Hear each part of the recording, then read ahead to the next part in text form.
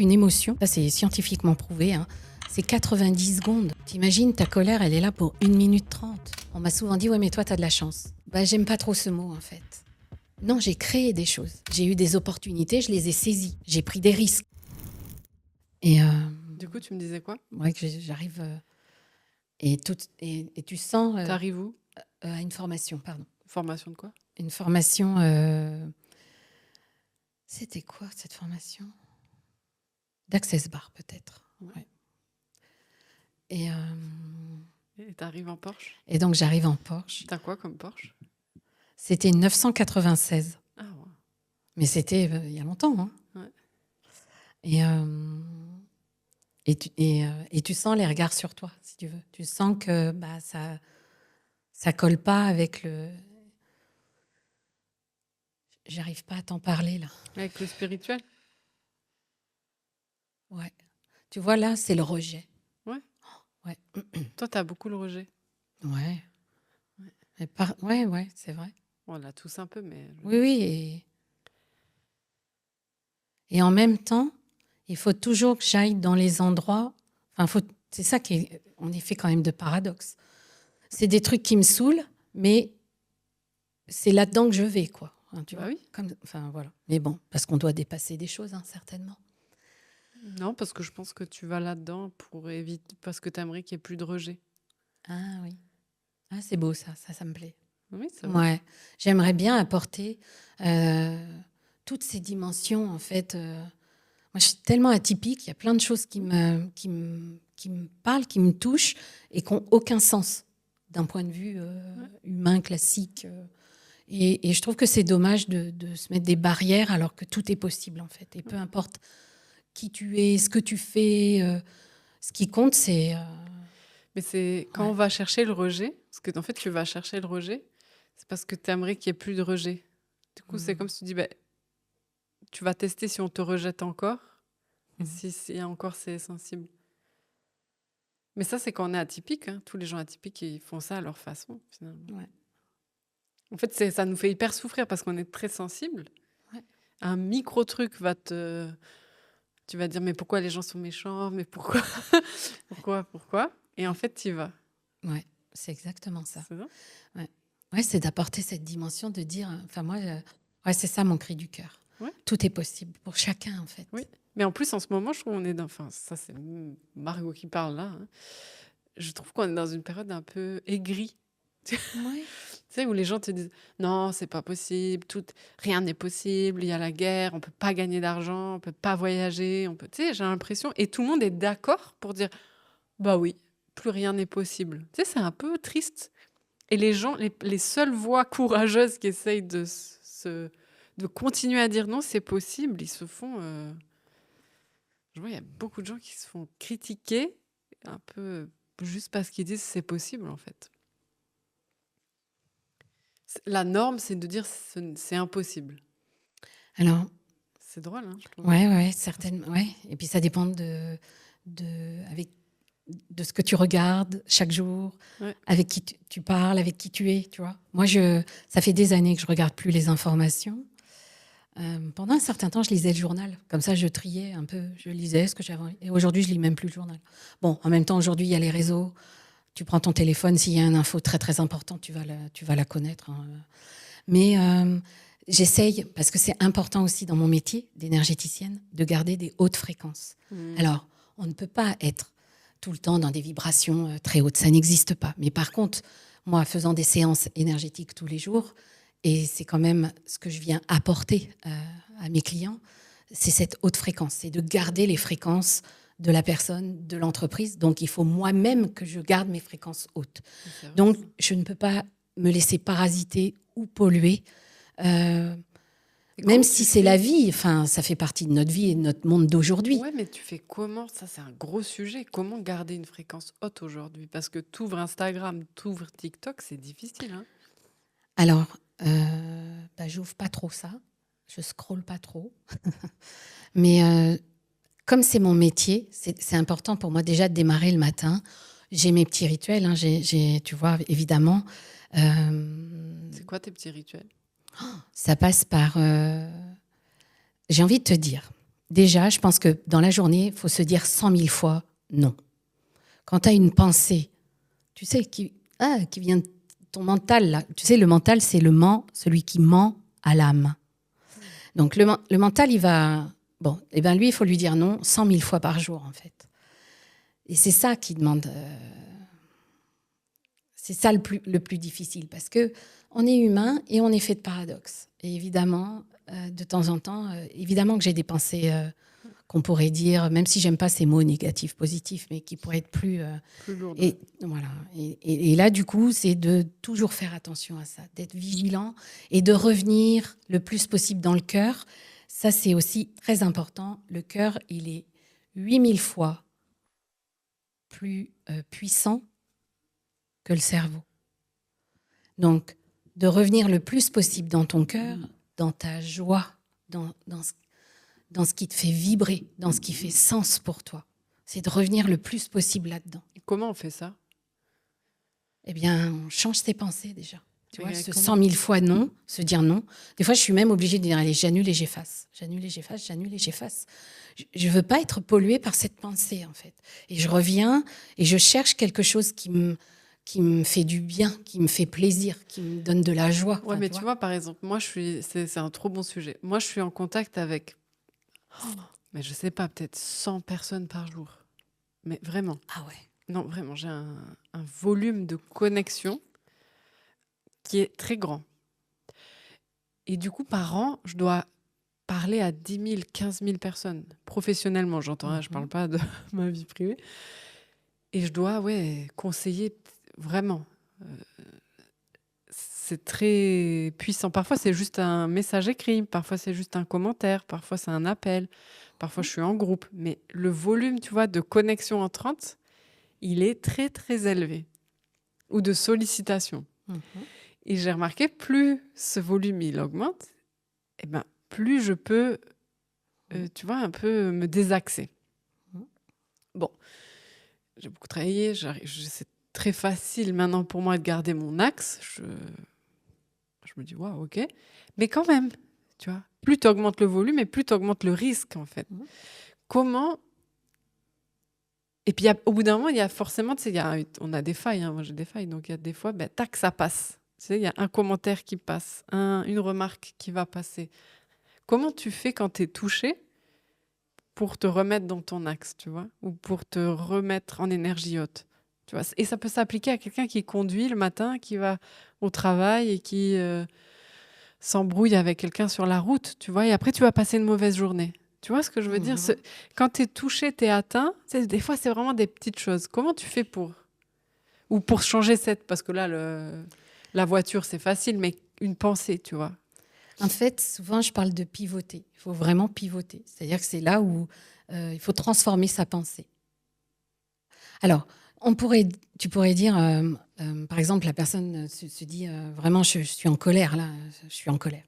Donc, transformer, pivoter, ça veut pas dire, faut pas dire, je suis plus en colère. Là, non, ça passe pas. Dans ton corps, tu te racontes une histoire.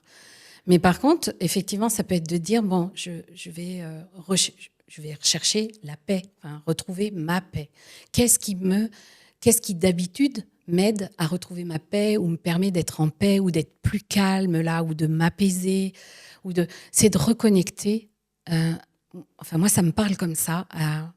On a tous une étincelle divine, tu vois. On a tous quelque chose en nous. On a quelque chose de plus puissant que nous, tu vois. Enfin, plus puissant que le mental. Et c'est de reconnecter un peu à ça. On le sait. On sait ce qui nous procure de la paix, ce qui peut nous procurer de la paix à un moment donné. Ok. En fait, je suis pas sûre qu'on sache ce qui nous procure de la paix parce que, tu vois, après une longue journée, tu vas scroller sur TikTok, ça te procure pas de la paix. Ah non. Tu vois. Non. Je pense qu'on a des façons de réguler notre système nerveux qui est pas... Alors, le système nerveux, il se régule avec des respirations. Là, il y a des outils, en fait. Mais bon, quand tu es au volant de ta voiture... Voilà, c'est moins évident de faire ces exercices de respiration, mais déjà de pivoter, de transformer cette pensée et d'avoir la foi, en fait, de croire en quelque chose de plus puissant, de plus juste, de plus joyeux, de plus vrai, de plus... Tu vois, on peut y mettre tous les adjectifs qu'on veut, finalement. c'est de ne pas nourrir ce sentiment-là négatif. J'ai envie de rappeler qu'une émotion, ça c'est scientifiquement prouvé, hein, c'est 90 secondes. T'imagines, ta colère, elle est là pour 1 minute 30. Il faut la laisser vivre. Il ne faut pas l'enfouir. On vit son émotion, on lui donne de l'espace, on la vit. Et on sait qu'au bout d'1 minute 30, ça doit se dégonfler comme un ballon de baudruche. Mais derrière, qu'est-ce qu'on fait tous? On nourrit. L'émotion, elle n'existe plus, mais ton mental, il est bloqué sur l'injustice que tu as ressentie ou le rejet, et il est bloqué là-dessus. Mais c'est que de la nourriture mentale. Ça ne doit pas exister. Donc, tu as le pouvoir. Si tu as le pouvoir de créer ça, tu as le pouvoir de le décréer aussi. Et c'est là où j'aime bien répéter, dire dans la journée, c'est 100 000 fois non.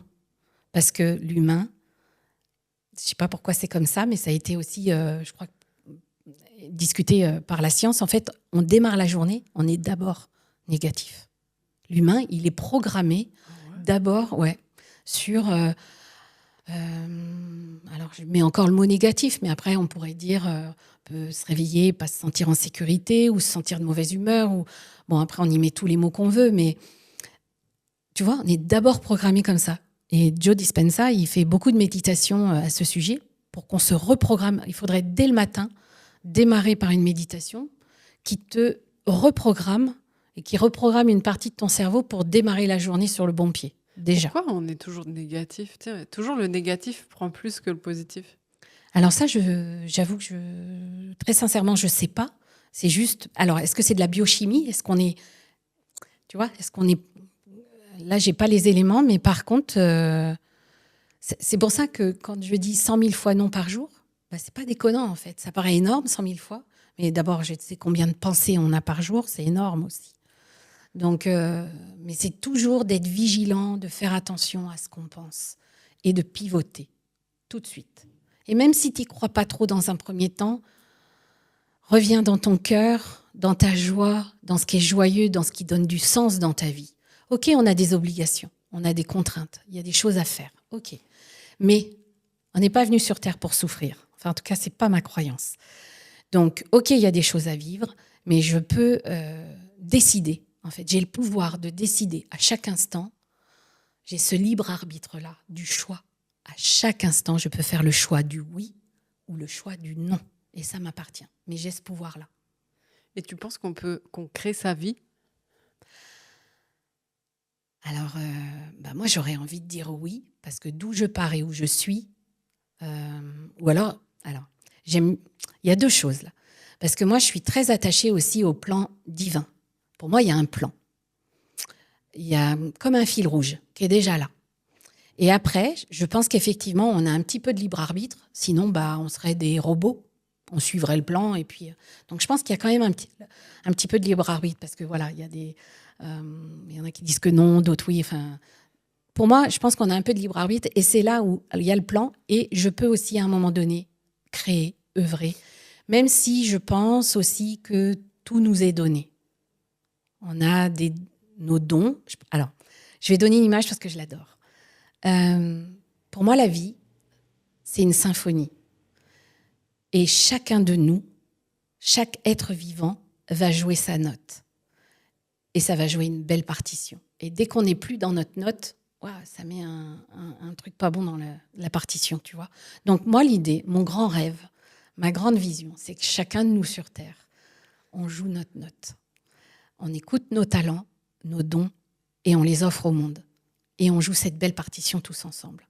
Moi, aujourd'hui, Margot, je suis avec toi parce que ton don, c'est la communication. Voilà, tu as plein de talents à ce niveau-là. Moi, je n'ai pas ces talents-là. Donc, je viens vers toi. J'ai envie que tu joues ta note avec moi. Et puis, moi, je vais jouer mes dons, mon don, enfin, ce que je sais faire. Et ça s'accorde. Et demain, je serai avec une autre personne et nos talents vont se mélanger, etc. Et c'est ça, pour moi, le jeu. C'est un jeu sur Terre. Je pense qu'il faut... Enfin, j'aimerais, mais là, c'est peut-être une illusion, hein, mais on peut être sérieux sans se prendre au sérieux. Et je voudrais que la vie, elle soit vue comme un jeu. Ça n'est qu'un jeu. Amusons-nous. Tu vois, j'aimerais bien que les choses lourdes Et pourquoi tu penses qu'on nourrit plus les choses lourdes? Parce qu'en ce moment, on est dans une époque lourde. C'est des conditionnements. On est tellement conditionnés, que- vraiment. Mais là aussi, tu as le pouvoir. À tout moment, on peut reprendre le pouvoir. C'est pour ça que dans beaucoup de mes programmes ou de mes accompagnements, je parle de souveraineté. J'aime beaucoup ce mot. On est chacun souverain et on peut créer sa vie, vraiment. Donc, j'aime pas trop. On m'a souvent dit, ouais, mais toi, tu as de la chance. Bah, j'aime pas trop ce mot, en fait. Non, j'ai créé des choses. J'ai eu des opportunités, je les ai saisies. J'ai pris des risques. Des fois, je me suis trompée, mais c'est pas grave, c'était une expérience. Mais on ose. C'est comme tu me disais tout à l'heure, je travaille dans la banque, après le bâtiment, l'immobilier, tout d'un coup, je fais des soins énergétiques. Waouh! Bah ouais, mais c'est venu à moi. Il y a eu des opportunités, j'ai dit, j'essaye. En fait, j'essaye tout. Et je crois que chacun. Alors, est-ce qu'on est. Bon, on est tous des êtres uniques. Alors après, est-ce que c'est plus facile pour certains que pour d'autres? Peut-être. Mais après, c'est peut-être aussi notre fil rouge. C'est peut-être le plan pour nous aussi. Et l'autre personne, c'est un autre plan. Bon, voilà. Mais en tout cas, puis je trouve que ça donne de l'espoir de pouvoir créer. C'est pour ça que tu fais des soins énergétiques et que tu accompagnes énergétiquement les entrepreneurs. Alors, j'ai adoré, là, quand je suis passée en distanciel et travailler avec les dirigeants, les entrepreneurs. J'ai aussi beaucoup de professions libérales parce que moi-même, entrepreneuse depuis toujours et dans différents secteurs, ben, évidemment, c'est des personnes que je comprends. On se comprend. Je connais leurs problématiques. On a aussi le même vocabulaire. Enfin, je sais pas. C'est presque plus, c'est plus facile. Et moi, comme je tends à ça, effectivement, tu sais, d'être dans le courant, de me laisser porter par le courant de la vie, la facilité. Donc oui, ça avait du sens pour moi. Avant, j'avais beaucoup de particuliers au cabinet. Et là, on était plus dans la victimisation. Voilà, moi, j'aime les gens responsables. Et un entrepreneur, un dirigeant, il est forcément responsable parce qu'il a énormément de responsabilités. Donc voilà. Et ça, voilà, c'est des... Et tu les aides sur quoi quand tu fais les soins énergétiques? Qu'est-ce qui peut se passer? Tu as des exemples? Tu as le droit de dire ou pas?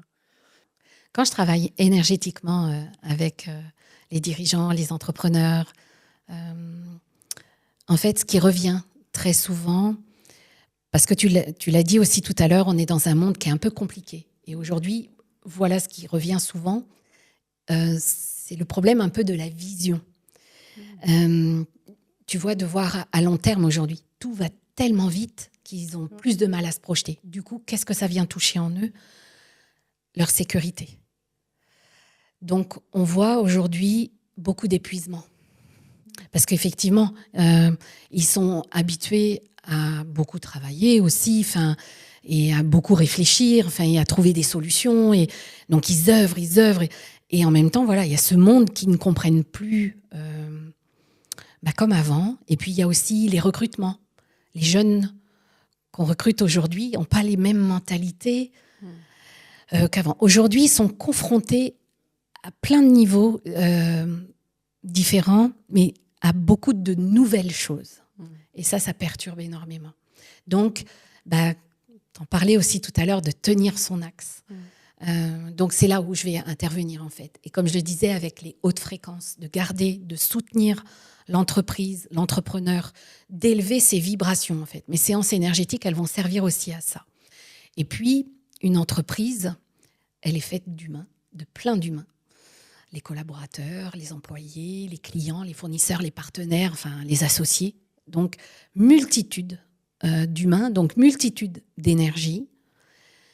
Et je viens aussi prendre soin de tout ça et de nettoyer. On fait des nettoyages, on parle d'énergie sombre, mais surtout, voilà, tout ce qui pourrait être un peu parasite, les miasmes, des choses comme ça. Et tu sais, des fois, même un employé, pour avoir une mauvaise pensée, pas content après son patron, ces petites choses-là, cumulées, ça crée dans ce fameux ruisseau énergétique, ça crée des freins, ça crée des ralentissements, ça crée plein de choses. Et je vais aussi intervenir là-dessus pour garder que l'énergie de l'entreprise, le rayonnement de l'entreprise, le rayonnement du dirigeant, en fait, soit plus limpide, fluide. Tu vois, vraiment cette fonction-là, notamment parce que en fait, je vais dans toutes les sphères du dirigeant. On peut aller aussi sur le personnel. On a beau dire que des fois, on veut laisser les choses à la maison, je suis désolée.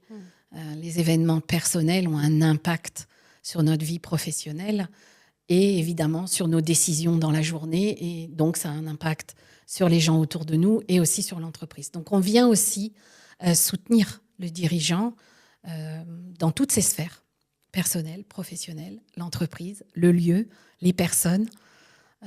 Et c'est pour ça, le bras droit énergétique fait grand sens pour moi.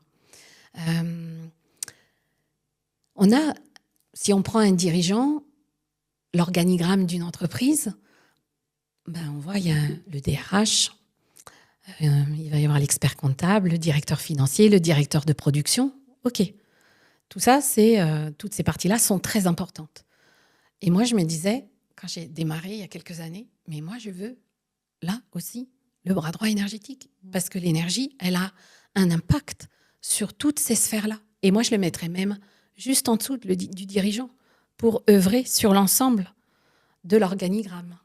Et j'aime bien l'idée du bras droit, parce que le bras droit, c'est vraiment quelqu'un qui est à côté du dirigeant et qui soutient, tu vois, qui va dans le même sens. Et l'énergétique, la sphère énergétique, je crois, enfin en tout cas, j'ose espérer qu'aujourd'hui, après 20 ans dans l'énergétique, que l'énergétique doit faire partie, enfin, comment on va dire, d'une prise de conscience en fait, que c'est important de ne pas négliger cette partie-là de soi et de l'entreprise. Vraiment.